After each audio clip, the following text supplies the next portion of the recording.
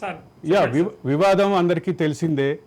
అదే అవును. సందర్భంలో గత ప్రభుత్వం చేసినటువంటి ఐటీ టవర్స్ ప్రతిపాదన, ఐటీ టవర్స్ యొక్క ఆ, ప్రతిపాదన సందర్భంగా చేసినటువంటి అఫిడవిట్ ఇవన్నీ తెలిసినాయి మనకన్నీ. అవునండి. దీనికి సంబంధించి మీ దగ్గర ఇంకా అడిషనల్ సమాచారం వినాలనుకుంటున్నాము రమణ్ రావు గారు.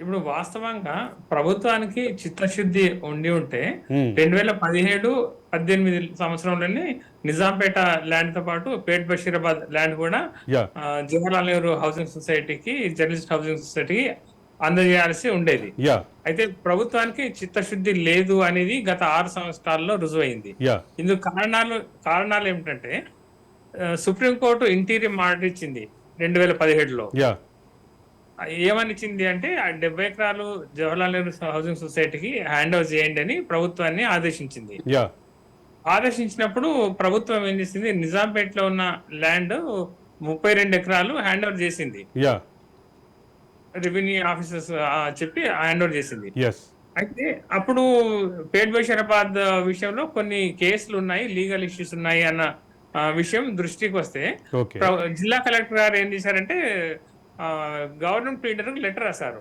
ఓకే గవర్నమెంట్ ప్లీడర్ రెవెన్యూకి లెటర్ రాశారు. ఈ పేట్ బషీరాబాద్ ల్యాండ్ ఇష్యూలో మీ ఒపీనియన్ చెప్పండి అని.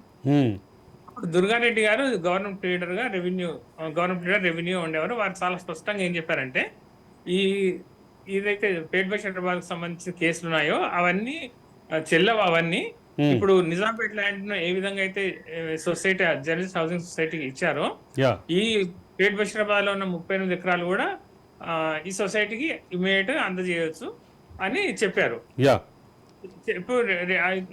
చెప్పి 6 సంవత్సరాలు గడిచినా కూడా ప్రభుత్వం ఆ గవర్నమెంట్ పీరియడ్ ఇచ్చిన లెటర్ ఏదైతే దాన్ని అమలు చేయలేదు. ఓకే సుప్రీంకోర్టు నిర్ణయాన్ని జడ్జిమెంట్ కూడా అమలు చేయలేదు. యా ఈలోగా మేము మా జవహర్లాల్ నెహ్రూ హౌసింగ్ సొసైటీ తరఫున మేము చాలా ప్రయత్నాలు చేసినాం. యా ఏం చేసినామంటే ముఖ్యమంత్రి గారికి లెటర్స్ ఇచ్చినాం. ఏమని ఇచ్చినాము, ఈ సుప్రీంకోర్టు ఇంటీరియం ఆర్డర్ ఇచ్చింది, ఈ ల్యాండ్ మాకు హ్యాండ్ ఓవర్ చేయమని. మీరు నిజాంపేట ల్యాండ్ హ్యాండ్ ఓవర్ చేసిండ్రు, పేట్ బషీరాబాద్ ల్యాండ్ హ్యాండ్ ఓవర్ చేయలేదు, ఇమీడియట్ చేయండి అని సీఎం గారికి ఇచ్చినాం, యా చీఫ్ సెక్రటరీ గారికి ఇచ్చినాం, తర్వాత కలెక్టర్ గారికి, మిగతా అధికారులకు కూడా ఇచ్చినాం. ఎందుకంటే ఇది అందరికి ప్రొసీజర్ ప్రకారంగా ఉండని అనే ఉద్దేశంతో Yeah. అందరికీ ఇచ్చినాం, లెటర్స్ ఇచ్చినాం. యా ఇచ్చినాం తర్వాత ప్రభుత్వం ఇంకా ఏం చెల్లం లేదు, ఈ పేట్ బషీరాబాద్ ల్యాండ్ ఇవ్వాలి అన్న ఆలోచన వాళ్ళకి లేనట్టు అనిపించింది. ఓకే ఈ సందర్భంలో మేము ఏం చేసామంటే మేము రకరకాల రూపాల్లో ధర్నాలు రకరకాలు చేసినాం, ఆందోళనలు చేసినాం, Yeah. ధర్నాలు చేసినాము, ఓకే రౌండ్ టేబుల్ సమావేశాలు ఏర్పాటు చేసినాం, హై లెవెల్ మీటింగ్లు ఏర్పాటు చేసినాం. అన్ని కోణాల ద్వారా ప్రభుత్వానికి మా ఒపీనియన్ చెప్పినాం. యా ఈలోగా ఏమైందంటే సుప్రీంకోర్టు 2022 ఆగస్టు 25th కి జస్టిస్ రమణ గారు చీఫ్ జస్టిస్ గా ఉన్నప్పుడు తుది తీర్పు ఇచ్చారు.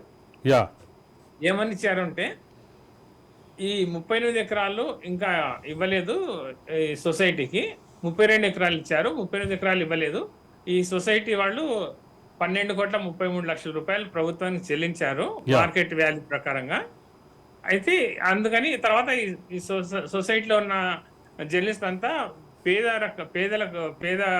వర్గానికి చెందిన వాళ్ళే, వీళ్ళకి వేరే ఆర్థికంగా ఎలాంటి ఆదాయం ఉండదు, కేవలం వేతనం మీదనే, కొద్ది వేతనంతోనే వీళ్ళంతా జీవిస్తున్నారు. వీళ్ళకి ఇమ్మీడియట్ గా 32 ఎకరాలు ఇచ్చారు కనుక 38 ఎకరాలు కూడా ఇవ్వాలి అని సుప్రీంకోర్టు ఆ ఆర్డర్లో చాలా కేటగారికల్ గా ఉన్న అంశం నేను ఖచ్చితంగా ప్రస్తావించాలి. ఈ భూమిని ప్రభుత్వం జర్నలిస్ట్ సొసైటీకి ఇవ్వటంలో ఎటువంటి న్యాయపరమైన చిక్కులు ఇబ్బందులు లేవు అంటూ ఆ ఆర్డర్లో క్లియర్గా మెన్షన్ చేయబడింది. అవునండి, యా అవును.